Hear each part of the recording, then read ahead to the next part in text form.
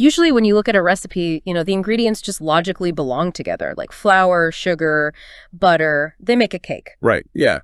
But looking at the stack of research we have for today's deep dive, well, Easter is a recipe of profound contradictions. Oh, absolutely. You've got this solemn, ancient commemoration of a crucifixion and resurrection, and it's just mixed in a bowl with a giant egg-laying mammal and pastel-colored marshmallows. It really is the ultimate cultural palimpsest. Yeah, like a document where old layers are erased, but the original text still kind of bleeds through to the surface, right? Exactly. And it's the perfect way to frame the research we're unpacking for you today.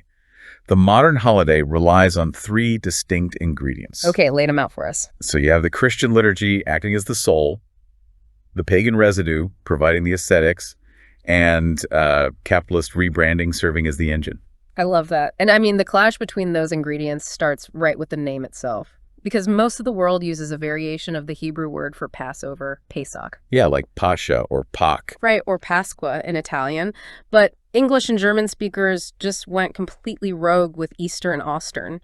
And naturally, the internet loves to fill that gap with conspiracy theory. They really do. You constantly see these memes claiming Easter comes from the Babylonian goddess Ishtar or the ancient mother goddess Cybele. Which our sources thoroughly debunk, by the way. Wait, really? So the Ishtar connection is just completely fake? Totally fake.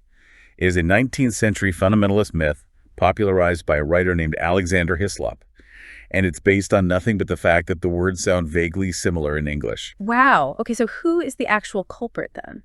According to the 8th century monk Bede, it's Ēostre, an Anglo-Saxon dawn goddess.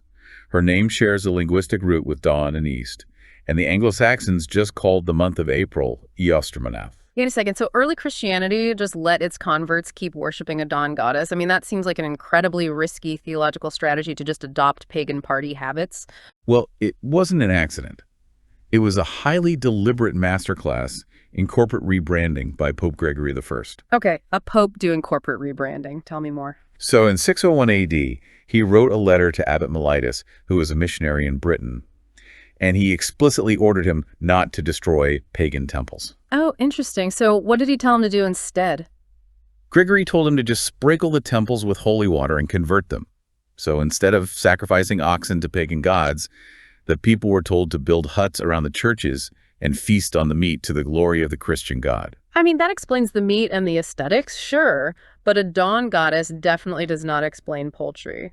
If they were sacrificing oxen, why are we suddenly hunting for chicken eggs in the bushes? Believe it or not, the egg is purely a byproduct of fasting. Wait, fasting? How does fasting lead to eggs? So during the 40 days of Lent, early Christians abstained from all animal products.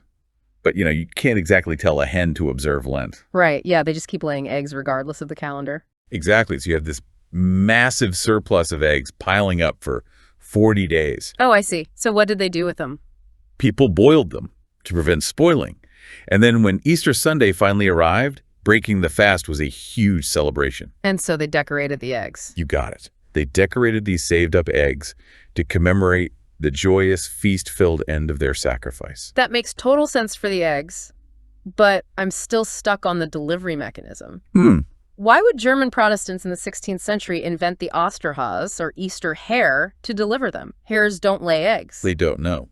But hares are notoriously prolific breeders in the spring. Ah, right. Yeah, they were deeply entrenched in European folklore as ancient symbols of fertility and seasonal rebirth, which directly echoes the themes of that old dawn goddess, Ēostre. Okay, so how did that become the Easter bunny we know? The Protestants essentially repurposed this pagan fertility symbol into a folkloric judge, kind of like a springtime Santa Claus. A springtime Santa Claus. That is hilarious. Yeah, the hare evaluated whether children had been good enough to receive colored eggs. So we leap from a judgmental, highly fertile German rabbit to a chocolate billionaire. I mean, that feels like the sheer force of the Industrial Revolution completely hijacking the theology. The sources actually show a direct pipeline for that. In 1828, the Van Houten cocoa press was invented. Which let them easily separate cocoa butter. Exactly, allowing them to mold chocolate. And then by 1875, Cadbury introduced their first chocolate Easter egg. Think about that for a second. Every time you grab a chocolate bunny or a Cadbury egg off a shelf today, you aren't participating in an ancient rite. No, not at all. You are actively participating in an 1875 marketing pivot that turned Lenten fasting into mass-produced feasting. It is brilliant marketing. And it wasn't just candy either. Oh, right, the fashion. Yeah, look at the New York Easter Parade in the 1880s. Department stores realized they could turn Sunday church clothes into a high-fashion retail boom. Right, making the Easter bonnet a mandatory purchase. So the whole capitalist engine was just fully ignited.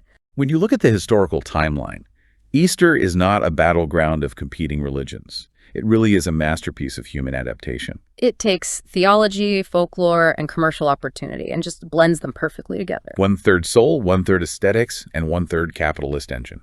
Perfect. So what does this all mean for you as you head into the spring season?